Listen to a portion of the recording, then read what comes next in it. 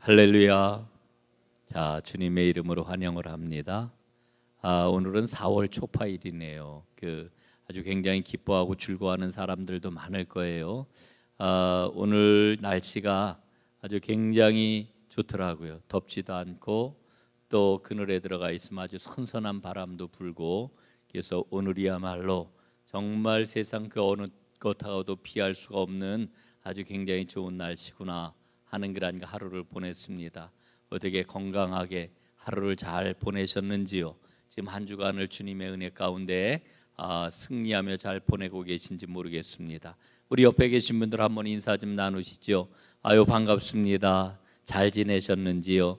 은혜가 넘치는 귀한 시간 되기를 바라겠습니다. 고맙습니다. 자, 이제 오늘 우리가 하나님의 진리 찾기 세 번째 시간을 갖는데, 2시간은 기도에 관한 진리를 우리가 살펴봤고요. 오늘은 진리 가운데 하나인 감사하는 삶을 살아가는 비결이 뭐냐라고 하는 것을 함께 살펴보고 은혜를 나누려고 합니다. 여러분, 오늘 우리가 읽고 있는 이 하박국서 3장의 말씀은 너무너무 유명하지요. 여러분, 오늘 이 본문을 중심으로 해가지고 무화과 나무에 열매가 없을지라도 우리가 오늘 찬양 한번 했지요. 그 찬양도 나왔고, 비록 그리 아니하실지라도 라고 하는 그러한 그 찬양도 이 하박국서를 본문으로 삼아가지고 만든 그와 같은 찬양인 것을 우리는 잘 알고 있습니다. 그만큼 이 본문 말씀은 우리가 아주 굉장히 애송을 하고, 그리고 감사하는 그러한 그 삶을 살 때에 반드시 이 말씀을 새기는 그런 그 본문이 되겠습니다. 자, 오늘 하박국서 3장 말씀은 사실은 하박국의 시편이다 이렇게 일컬어지는 그런 그 내용이지요. 여러분, 시편은 우리가 알고 있는 150편의 그러한 그 말씀만 시편이 아닙니다. 오늘 이 하박국서에 실려 있는 이 3장 말씀도 하박국의 그러한 그 시편이라고 이렇게 일컬어지고 있는데, 오늘 그 시편의 마지막 결론이 뭐냐 하면은 그리 아니하실지라도 나는 감사하고 영광을 돌리겠나이다 라고 하는 이와 같은 노래가 되겠습니다. 여러분, 이 노래를 우리가 이제 마음속에 새기면서 내 인생의 노래도 언제나 감사의 그런 그 노래가 불려지는 인생이 되었으면 좋겠다, 이런 생각이 드는 거지요. 여러분, 저는 그런 간절한 소원이 있습니다. 제가 제 삶을 돌아보니까 말이지요, 이 감사가 참 쉽지가 않아요. 감사하고 기뻐하고 그리고 소망을 가지고 이렇게 살면 참 좋을 텐데, 때때로 정말 불평하기도 하고 원망하기도 하고 다른 사람에 대해서 흠잡기도 하고 여러 가지 그러한 그 원망을 하면서 살아가는 모습을 보게 되는데, 여러분, 오늘 이 말씀이 여러분의 심령 가운데 아주 깊이 박혀서 잘 박힌 못처럼 여러분의 심령 가운데 빠지지 않고 잘 새겨져서 언제나 감사하는 삶을 살아가는 하나님의 사람들로 아름답게 서는 큰 은혜가 있기를 주님의 이름으로 축복을 드립니다. 자, 오늘 말씀을 한번 보겠습니다. 하박국의 노래를 보면은 이제 나에게 없는 게 뭐냐라고 하는 것을 노래를 하고 있습니다. 한번 보실까요? 17절에 보니까 비록 무화과 나무가 무성하지 못하며 포도나무에 열매가 없으며 감람나무에 소출이 없으며 밭에 먹을 것이 없으며 우리의 양이 없으며 외양간에 소가 없을지라도, 이렇게 노래를 하고 있습니다. 자, 없는 게 모두 몇 가지입니까? 무화과 나무가 무성하지 못하고, 포도나무에 열매가 없고, 감람나무에 소출이 없고, 밭에 먹을 것이 없고, 우리의 양이 없고, 외양간에 소가 없다. 모두 6가지나 되는 그런 거 없는 것들을 지금 노래를 하고 있습니다. 이게 지금 하박국의 상황이에요. 여러분이 하박국의 이와 같은 상황은 그냥 오늘 우리가 아주 단순하게, 맞아, 우리 삶 가운데는 이것도 없고 저것도 없고 이것도 부족하고 저것도 부족하고 너무너무 모자라고 부족한 것들이 많은데 라고 하는 생각을 가지고 오늘 이 본문 말씀을 읽을 수도 있습니다. 그러나 여러분, 오늘 이 본문은 그것보다도 아주 깊은 그러한 그 의미를 갖고 있는 그런 내용입니다. 여러분, 하박국이 언제 활동했던 그러한 그 선지자입니까? 하박국은요, 이스라엘이 멸망할 때에 아수르와 그 다음에 바벨론의 그러한 그 시대를 겪었던 이와 같은 그러한 그 예언자라고 이렇게 이야기를 할 수가 있습니다. 여러분, 우리가 하박국서를 쭉 읽어가면은 발견을 하는 거지만 대부분의 예언자들은 어떻게 예언 활동을 했느냐 하면 하나님께서 그 입에다가 말씀을 넣어주시면 그 말씀을 선포했단 말이죠. 그런데 하박국은요 조금 달라요. 어떻게 다르냐 하면은 하박국은 언제나 기도하는 예언자였습니다. 하나님 앞에 지금 모든 역사적인 상황, 이스라엘의 상황, 이런 그 모든 상황들을 놓고 하나님 앞에 도대체 하나님께서 어떻게 역사하실 겁니까? 하나님의 뜻이 어디에 있습니까? 이렇게 기도할 때에 하나님께서 그 기도에 응답하시면서 말씀을 주셨던 예언자가 바로 하박국이다, 이렇게 이야기를 할 수가 있는 거죠. 그러니까 다른 예언자하고는 이해를 한 그 예언 활동이 조금 달랐다, 이렇게 이야기를 할 수가 있습니다. 그런데 지금 이 말씀을 통해서 우리가 발견하는 게 있습니다. 그게 뭐냐 하면은 지금 이 상황이 이스라엘은 이제 바벨론을 통해 가지고 아주 큰 하나님의 징계를 받게 되는 이와 같은 그런 그 상황 가운데 처해 있는 거죠. 여러분, 바벨론은 하나님 징계의 도구인 것입니다. 그리고 그 모든 과정을 하나님께서 다 들려주셨을 때에 지금 이 하박국의 그런 그 심정이 어떤 심정이었느냐? 여러분 16절 한번 보십시오. 16절 성경 말씀 한번 보세요. 내가 들었으므로 내 창자가 흔들렸고 그 목소리로 말미암아 내 입술이 떨렸도다. 무리가 우리를 치러 올라오는 환난 날을 내가 기다림으로 썩이는 것이 내 뼈에 들어왔으며 내 몸은 내 처소에서 떨리는도다. 이렇게 노래를 하고 있습니다. 여러분, 이게 무슨 이야기예요? 무슨 이야기입니까? 지금 이스라엘 백성들이 당할 환난이 멀지 않았다라고 하는 것을 하나님께서 다 보여주셨고 다 들려주셨단 말이죠. 그렇기 때문에 내 입술이 떨리고 무리가 우리를 치러 올라오는 환난 날을 내가 기다리는 거예요. 여러분, 그 마음이 얼마나 무너지고 녹아내렸을까? 예? 지금 환난 날이 멀지 않은 것을 이 예언자는 하나님께로부터 분명히 보았기 때문에, 예, 여러분, 오늘 제가 이렇게 말씀을 선포하잖아요. 말씀을 선포를 하는데 제가 선포하는 건 사람이 선포하는 거기 때문에 믿음을 가진 분 혹은 성령께서 우리의 마음을 활짝 열어주실 때에 믿음으로 마음을 활짝 열고 하나님께서 지금 말씀하시는구나, 이렇게 받아들일 수도 있지만은 이 사람 이광섭 목사가 전하는 거니까 여러분, 이 말씀은 이거는 그냥 그런 말이 지금 선포되는가 보다 이럴 수도 있는 거예요. 아예 오늘 제 말을 듣지 않을 수도 있는 거예요. 그러나 여러분, 하박국은 지금 누구에게 듣고 누구에게서 본 겁니까? 하나님께서 주신 말씀, 하나님께서 보여주신 환상, 이 모든 것들을 보고 들었단 말이에요. 그래서 지금 어떻게 돼요? 그 마음이 심히 떨리는 거예요. 환난 날을 기다리는 그 마음이 너무나 안타까운데 어느 정도로 지금 그의 심정이 지금 안타까우냐? 여러분, 16절 하반절에 보니까 썩이는 것이 내 뼈에 들어왔다 그랬어요. 예? 이 말의 의미는요, 이 번역이 조금 좀 이게 좀 어려워요. 썩이는 게 내 몸에 들어왔다, 이게 도대체 무슨 말일까 그러는데, 여러분, 이것은 썩이는 것이 내 뼈에 들어왔다라고 하는 것은 너무나 깊은 시름과 아픔이 내 안에 들어왔기 때문에 내 뼈가 흐물흐물 녹고 있다라고 하는 그런 표현인 것입니다. 예? 여러분, 지금 얼마나 지금 이 하박국의 상황이 안타까운 거예요. 그러면서 그 다음 노래가 지금 나오는 겁니다. 그래서 이런 환란이 우리에게 다가올 때는 어떤 일이 벌어지게 되는 거예요? 6가지가 다 없어지게 되는 거예요. 보세요. 비록 무화과 나무가 무성하지 못하고 포도나무에 열매가 없고 감람나무에 소출이 없고 밭에 먹을 것이 없고 우리의 양이 없고 외양간에 소가 없으리라, 이렇게 노래를 하는 거죠. 자, 여러분, 오늘 우리는 본문을 통해 가지고 하박국이 노래하고 있는 게 뭐냐면, 첫 번째로는 없는 거를 노래하고 있구나라고 하는 것을 우리는 보아요. 없는 게 있구나, 없는 게. 그런데 이 하박국에 있는 게 있어요. 하박국 선지자에게 있는 게 있어요. 하박국 선지자에게 지금 있는 게 무엇입니까? 그건 바로 뭐예요? 전능하신 하나님이 계셔요. 전능하신 하나님이 계셔요. 하박국 선지자 지금 상황을 보면은 외형적인 것, 환경적인 것, 모든 것들이 다 없지만, 그러나 하나님이 내게 계시기 때문에 라고 하는 것이 바로 오늘 노래의 전반적인 그런 그 흐름이라고 하는 것이지요. 그러므로 필요한 게 뭐겠어요? 그러므로 필요한 것은 바로 믿음이지요.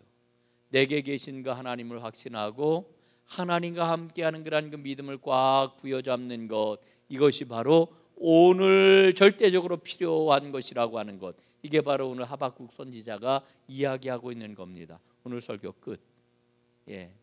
내용 다예요. 여러분, 지금 하박국은 나에게 없는 것을 노래해요. 그러나 나에게 있는 것이 있다고 고백을 해요. 그게 뭐라고요? 여호와 하나님이 나와 함께 계시다. 그러므로 나에게 필요한 게 뭐라고요? 믿음이다. 여러분, 그래서 유명한 하박국 선지서 말씀 가운데서 하박국서 2장 4절 하반절에 보면 유명한 그 말씀이 나와 있죠. 2장 4절에 보니까 의인은 그의 믿음으로 말미암아 살리라. 한번 따라해 보실까요? 의인은 그의 믿음으로 말미암아 살리라. 뭘로 산다고요? 믿음으로. 의인은 뭘로 살아요? 그의 믿음으로 말미암아 살리라. 여러분, 하박국서에서 지금 이야기하고 있는, 나와 있는 이 하박국서 2장 4절 말씀이 여러분 뭐를 있게 한 그런 그 말씀이에요? 루터의 종교 개혁이 일어나게 했던 원동력이 되는 말씀이에요. 여러분, 2장 4절을 보면은 앞에는 다른 이야기가 잔뜩 기록이 되어 있어요. 그리고 4절 하반절에 딱 한 줄, 딱 한 줄, 의인은 그의 믿음으로 말미암아 살리라, 이렇게 기록이 되어 있어요. 이거 뭐 별것도 아닌 말씀처럼 그냥 스쳐 지나갈 만한 그런 말씀처럼 여겨져요. 그런데 놀랍게도 이 말씀이 원동력이 되어서, 이 말씀이 원동력이 되어서 여러분, 그 사도 바울이 거듭해서 무엇을 이야기를 합니까? 로마서에서, 고린도서에서 무엇을 이야기를 해요? 우리의 믿음이 뭐냐라고 하는 것을 논증하고 믿음을 밝혀내는 그런 그 근거의 말씀으로 이 하박국서 2장 4절 말씀을 이제 끌어다 사용을 하고 있는 것을 보고요. 그 말씀 때문에 루터는 믿음을 꽉 붙잡고 이 오직 믿음이라고 하는 우리 개신교 종교 개혁이 일어났던 것을 우리는 발견을 하게 되는 거지요. 그러므로 오늘 우리에게 제일 필요한 게 뭐냐면 바로 믿음이라고 하는 거예요. 믿음. 여러분, 결론적으로 말씀을 드리면은 나에게 있는 모든 조건, 환경, 모든 그러한 그 처해 있는 그러한 그 상황, 이런 것들이 아무리 힘들고 어려워도 나에게 있는 하나님, 이 하나님을 발견하고 그 하나님 신앙을 굳건하게 붙잡게 되면은 거기에서 뭐가 나온다고요? 감사가 나오게 된다. 이게 오늘 진리예요. 감사의 진리가 뭐라고요? 나에게 있는 하나님을 발견하고 그 하나님을 붙잡는 믿음을 가질 때에 감사하게 된다. 이게 오늘 이 하박국서에서 우리에게 일러주고 있는 진리라고 하는 것이지요. 여러분, 이 진리를 꼭 붙잡으시겠습니까? 꼭 붙잡으시기를 바랍니다. 이 진리를 꽉 붙잡아야 돼요. 이 진리 놓치지 말아야 돼요. 잊어버리지도 말아야 돼요. 여러분, 내 마음에 막 불평이 생겨나고 원망이 생겨날 때마다 하나님, 나에게 있는 하나님 놓치지 않게 하시고 잊어버리지 않게 하시고 보지 못하게 하지 않도록 하시고 오직 그 하나님 다시 한번 발견하고 믿음을 가지고 감사의 길을 걸어가게 해주십시오. 여러분, 우리가 이렇게 믿음의 길을 걸어가야 될 줄로 믿습니다. 여러분, 생각해 보면은 2020년 3월부터, 물론 2020년 되면서부터 코로나가 시작이 되었습니다마는 우리 신앙생활을 하는 그러한 그 우리 믿음의 공동체는 2020년 3월부터 지금 몇 개월입니까? 2021년 5월까지 지금 1년 3개월 동안 이 제대로 신앙생활 못하고요. 여러분, 정말 그 사회생활, 가정생활, 또 여러 가지 우리의 그러한 그 모든 이웃들과 더불어 살아가는 그러한 그 삶이 얼마나 피폐하고 얼마나 힘들고, 이놈의 마스크 언제나 벗을 수 있을까? 마스크 이거 언제나 벗을 수 있을까? 저는 그래도 사무실에서 이렇게 있을 때에는, 이제 외출을 하거나 이럴 때는 반드시 마스크를 쓰지만, 사무실에 혼자 있을 땐 마스크를 벗고 있단 말이에요. 제 방에는 다른 사람들이 안 들어오시니까 들어올 때는 이제 또 사람 만날 땐 마스크를 쓰지만, 근데 제가 한번 그 지난주에 장례 때문에 아침 7시에서부터 저녁 7시까지 12시간 넘어서 집에 돌아오니까 그때 몇 시였나, 하여간 8시 반인가 9시가 다 됐는데 열 몇 시간 동안 그냥 마스크를 하루 온종일 단 한순간도 벗지 않고, 물 마실 때, 밥 먹을 때 요때만 마스크를 벗고 계속 마스크를 써보니까, 야, 이게 뭐 하루니까 하루는 그래도 견디지만 매일매일 이렇게 직장생활하고 매일매일 생업을 이제 꾸려나가는 우리 성도님들 얼마나 힘들까. 예? 그 마음이 그냥 절로 드는 거예요. 여러분, 이렇게 우리가 지내기를 지금 1년 3개월 넘게 이러고 지내고 있는데 여러분 얼마나 힘들어요. 예? 경제적으로도 어렵고 이런 두려움이 있고 저런 두려움이 있고. 예? 여러분, 그럼에도 불구하고 우리에게는 누가 있어요? 하나님이 계시단 말이죠. 나와 함께 하시는 하나님, 우리와 함께 하시는 하나님, 그 하나님을 놓치지 않는 믿음을 가질 때에 이 어려움 속에서도 우리는 감사의 노래를 부를 수 있는 줄로 믿습니다. 여러분, 이럴 때 우리가 불러야 하는 노래가 바로 감사의 노래이지요. 감사의 노래. 우리 전농교회 온 성도들의 삶의 자리에서 우리가 모인 공동체 가운데 감사의 노래가 넘쳐날 수 있기를 주님의 이름으로 축복합니다. 여러분, 성경의 그러한 그 말씀들을 보면은 온통 이 감사의 그러한 그 이야기인 것을 우리는 발견을 해요. 여러분, 사도 바울은 너무너무 힘든 그러한 그 육체의 가시가 있었잖아요. 그래서 하나님 앞에 간절히 기도를 해요. 하나님, 제 몸에 있는 육체의 가시를 제거해 주십시오. 아마 바울이, 성경에는 그렇게 자세하게 안 나와 있지만은 하나님 앞에 그렇게 기도했을 것 같아요. 하나님, 내가 하나님의 말씀을 전하는 사도의 직분을 갖고 있지 않습니까? 내가 수많은 사람들에게 복음을 전해야 되는데 하나님이 육체의 가시 때문에 힘들고 아파가지고 제대로 전하지를 못하니 하나님께서 제대로 전할 수 있도록 저에게 이 가시를 제거해 주시고 건강을 주셔야 되지 않겠습니까? 뭐 이렇게 기도하지 않았겠어요? 여러분, 그런데 하나님이 바울에게 들려주셨던 응답이 무엇입니까? 한번 말씀을 보도록 하겠습니다. 고린도후서 12장 9절 말씀. 고린도후서 12장 9절. 자, 조금 긴 듯하지만 한번 함께 읽어보겠습니다. 시작. 내게 이르시기를 내 은혜가 내게 족하도다. 이는 내 능력이 약한 데서 온전하여짐이라 하신지라. 그러므로 도리어 크게 기뻐함으로 나의 여러 약한 것들에 대하여 자랑하리니 이는 그리스도의 능력이 내게 머물게 하려 함이라. 아멘. 여러분, 주님께서 바울에게 주신 응답이 뭐냐 하면은요, 내 은혜가 내게 족하도다. 예?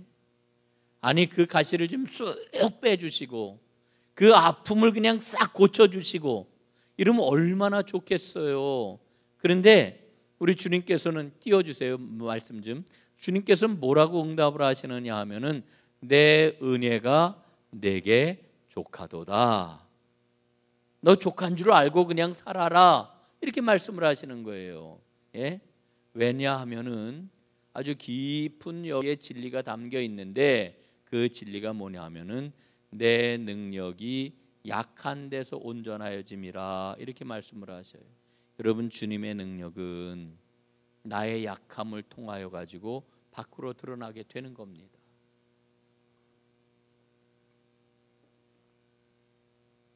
여러분은 안 그러실지 모르겠어요. 근데 제가 저를 보니까 인간은요, 모든 게 잘 되고 잘 풀리고 막 그냥 그 사람들이 알아주고 성과도 있고 막 이러면은요, 여러분 어때요? 하나님 자꾸 잊어버려요.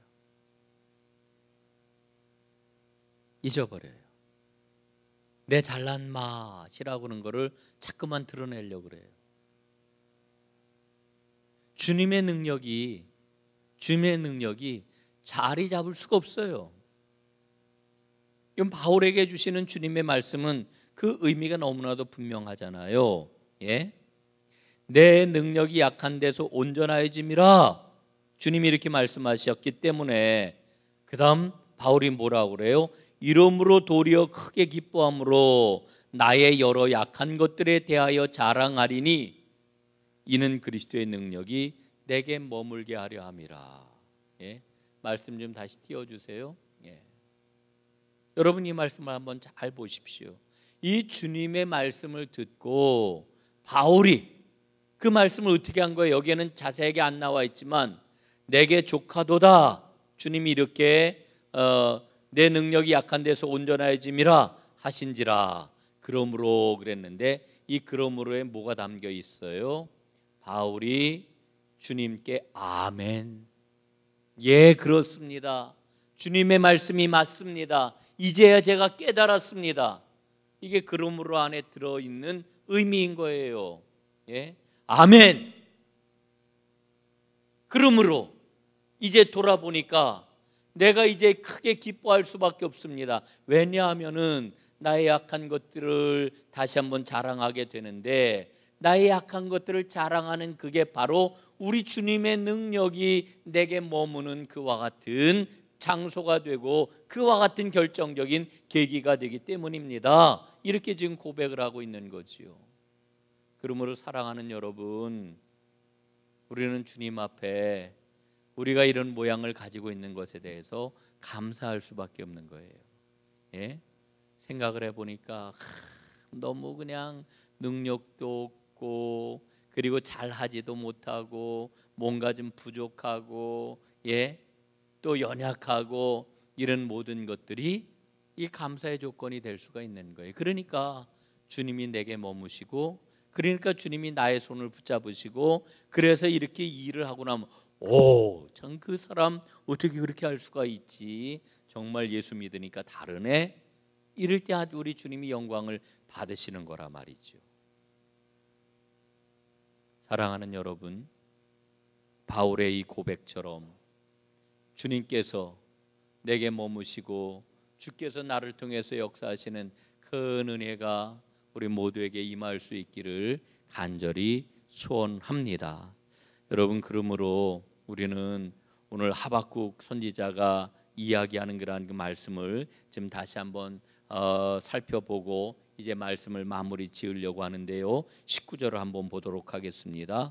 주 여호와는 나의 힘이시라 나의 발을 사슴과 같게 하사 나로 나의 높은 곳에 다니게 하시리로다. 이렇게 노래를 했습니다.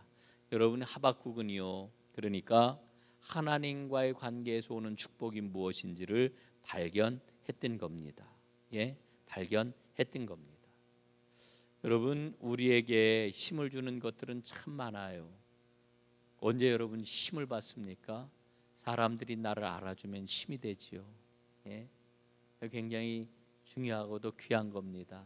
예, 그 아내는 남편이 이해해주고 알아주면 힘이 된다 그러잖아요.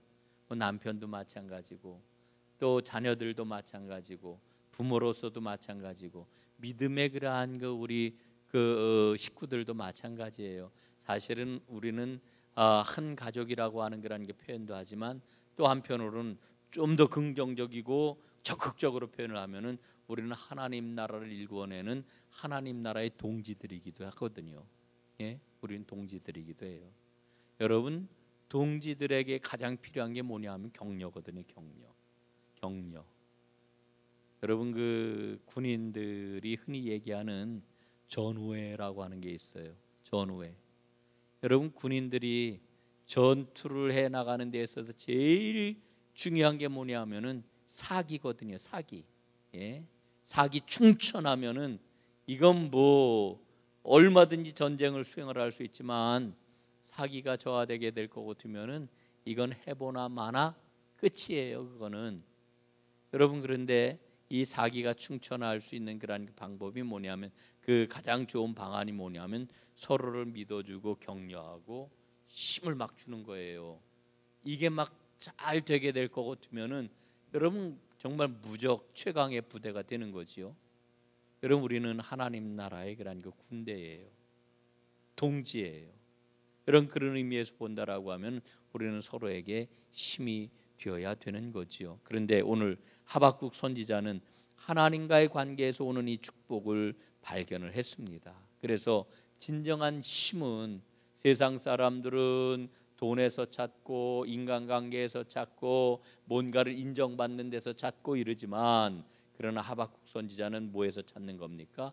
하나님과의 관계에서 우리의 축복이 오고 우리의 힘이 온다라고 하는 것을 지금 발견을 한 것이죠.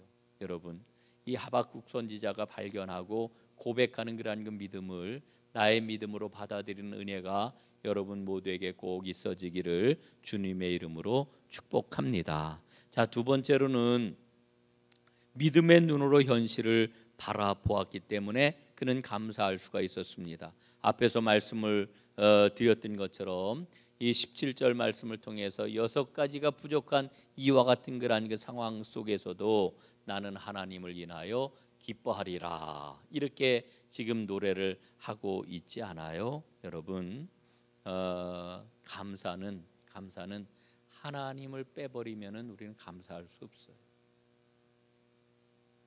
하나님을 발견하지 못하면 감사할 수 없어요.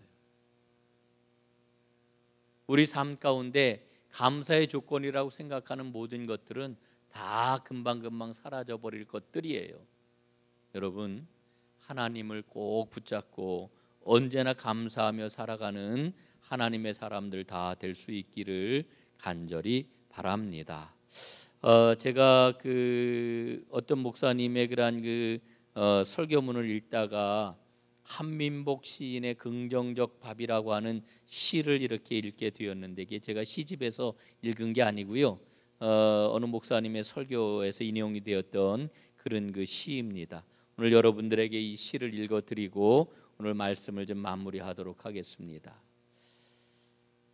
시 한 편에 3만 원이면 너무 박하다 싶다가도 쌀이 2마리인데 생각하면 금방 마음이 따뜻한 밥이 되네.